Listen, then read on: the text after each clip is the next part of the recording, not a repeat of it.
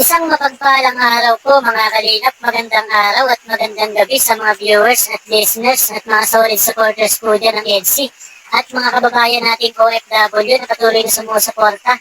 Mega love shoutout po. At kung bago pa lang po sa ating YouTube channel, pa-like and share and subscribe na po para update po tayo sa ating ilalabas na video. So yun mga kalingap, may panibago na naman po tayong pag-uusapan patungkol nga po dito kay Kalingap Rob. May babaguhin niya sa love team mga kalingap at Kalingap Rob sobrang namumroblema dahil dito at mukhang may mga nganib sa love team. Naku, at ito nga po ang tatalakayin natin mga kalingap.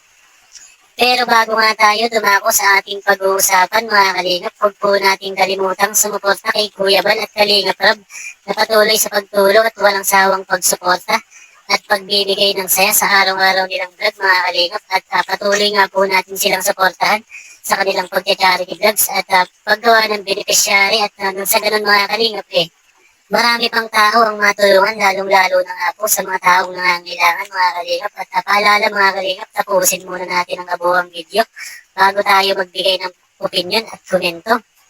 So yun mga kalingap at ito nga po ang aalamin natin patungkol nga po dito sa problema ng Kalingap Rob. Pero bago po yan, panuorin po muna natin. Lang po yung iba na umalis na sa Kalinga pero until now Kalinga pa rin po yung topic nila. Diba? So kung talagang na sa Kalinga, iwan na nila ang Kalinga, wag na nilang pakialaman. Pero hanggang ngayon po Kalinga pa rin po yung ganun nila kamahal ang Kalinga. Ganun nila kalab ang Kalinga. Oy, si Beshi andito. Shout out, Beshi.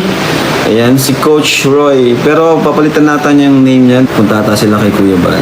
Si Beshi, galing. Daming natutuwa kay Beshi ngayon.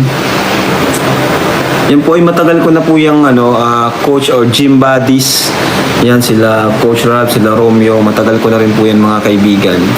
Pero ngayon lang nila naisipan mag-vlog or sumama sa mga mission natin. Pero okay naman kasi dami napapasaya, dami nilang napapasaya. Yun naman ang gusto ko kumbaga sa content ko ngayon, gusto ko is good vibes lang, no toxic, no? Yan, kung makapansin nyo sa mga uploads natin, grabe, di ba? Sobrang saya, mga tawanan, yun ang gusto ko po. Mga ganung vlog. Ayoko na po ng mga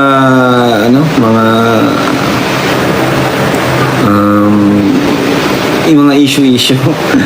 Ayoko na po. Kung meron man, edi hindi yung madalas. Paminsan-minsan lang. Kung talagang may issue talaga. At so yun mga kalingap, makikita nga po natin na ayaw nga po ni Kalingap Rob sa issue at hindi na niya po ito binibigyan ng pansin mga kalingap. At mapapansin nga po natin na number 1 nga po sa kanya na ayaw niya nga po ang makialam at makisangkot sa issue mga kalingap. Kumbaga mga kalingap, mas pinipili na lang nga po ni Kalingap Rob ang manahimik at nasabi nga po ni Kalingap Rob na suportahan na lang ang bawat club team.